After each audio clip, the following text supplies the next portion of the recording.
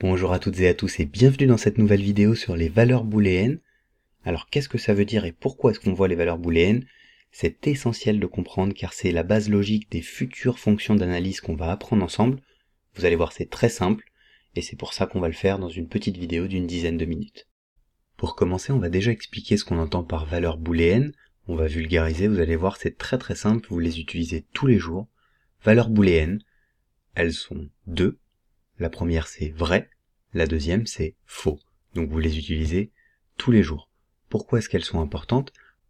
Parce qu'elles sont à la base d'un très grand nombre de fonctions d'analyse, que ce soit des fonctions qui permettent de segmenter, d'analyser le comportement, etc. Il faut que vous compreniez les logiques de ces valeurs booléennes pour comprendre la logique des fonctions qu'on va utiliser après. Mais vous allez voir, c'est très simple. Donc on a pris un petit tableau de données, donc c'est un listing client. Vous avez le nom et le prénom de chaque client, la boutique qu'il ou elle fréquente, le montant sur sa carte de fidélité et l'offre qu'il préfère. Donc ce qu'on va faire, c'est qu'on va se mettre dans les chaussures du responsable commercial de ces boutiques et on va dire, on a identifié une opportunité commerciale en fonction de plusieurs hypothèses. Donc on va découvrir ensemble les hypothèses. Donc on a une hypothèse pour la boutique de Lyon, lorsque ses clients ont un montant de fidélité entre 700 et 1000 euros, et qu'ils ont l'habitude de consommer soit l'offre 1 ou l'offre 2. Donc ce qu'on va vouloir faire, c'est de pouvoir cibler chacun des clients qui répondent à toutes ces caractéristiques. Donc on va se créer une petite colonne ciblage, que voici. On va la mettre en page, voilà. Donc ce qu'on va vouloir dire, c'est chaque fois que les caractéristiques sont réunies, à savoir boutique de Lyon, carte fidélité supérieure à 700 et inférieure à 1000, et consommer soit l'offre 1, soit l'offre 2, on va vouloir marquer oui juste ici. Donc pour ça, il va falloir qu'on utilise une fonction qu'on verra plus tard, c'est la fonction si, mais elle fonctionne exactement sur les logiques booléennes, donc on va voir tout de suite comment est-ce qu'on les fait apparaître.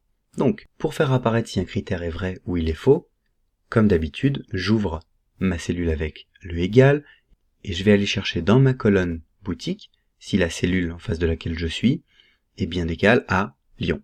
Donc, égal à Lyon. Comme c'est du texte, on le met entre guillemets,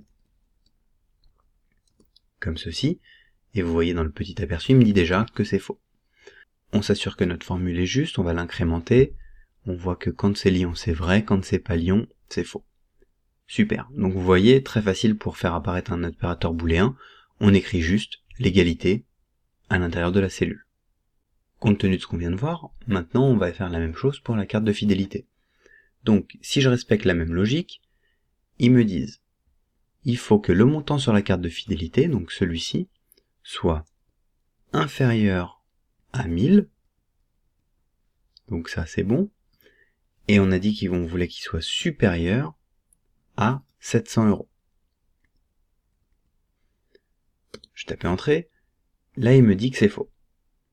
Pourtant, on voit bien que 930 c'est bien compris entre 700 et 1000. Pourquoi c'est faux? Parce que cette notation elle n'est pas correcte. Quand on veut vérifier plusieurs égalités, à savoir et l'un et l'autre, il va falloir qu'on utilise la fonction et. C'est un opérateur logique, elle est très simple à comprendre. La fonction et, elle prend plusieurs arguments, que sont des expressions logiques. Vous pouvez en mettre beaucoup. Je sais plus quelle est la limite, c'est dans les centaines, et il me semble improbable que vous atteigniez la limite du nombre d'expressions logiques à vérifier.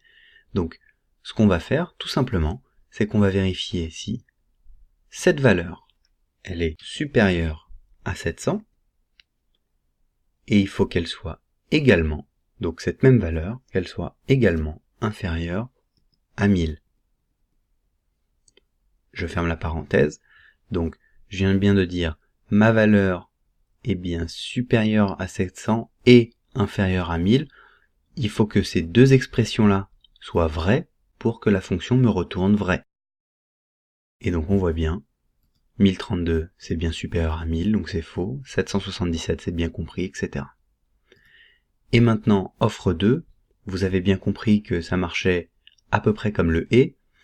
Ce qu'on va vouloir utiliser pour regarder si c'est soit l'offre 1, soit l'offre 2, on va utiliser l'autre fonction expression logique ou elle va regarder si l'un des deux arguments qu'on va lui donner Comme et elle peut en prendre bien plus, la cellule D4, c'est soit égal à offre 1, point virgule, ou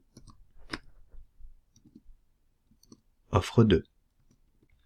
Donc pour regarder, encore une fois, pour vérifier plusieurs aspects de la même cellule, soit l'un, soit l'autre, on va utiliser la fonction OU, qui est une expression logique qui permet de vérifier si l'un des deux arguments est vrai. La fonction et, elle vérifie si les deux arguments sont vrais.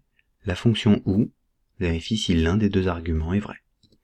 Donc là, c'est bien offre 1 ou 2. On continue, on va regarder si elle fonctionne bien. L'offre 3, c'est faux. L'offre 2, c'est vrai, etc., etc. Donc maintenant, pour cibler, il va falloir qu'on vérifie si l'intégralité de ma ligne répond aux critères, c'est-à-dire si tout est vrai. Donc on va créer une autre colonne, on va mettre « tout est vrai ». Et donc vous connaissez la formule pour vérifier si tout est vrai.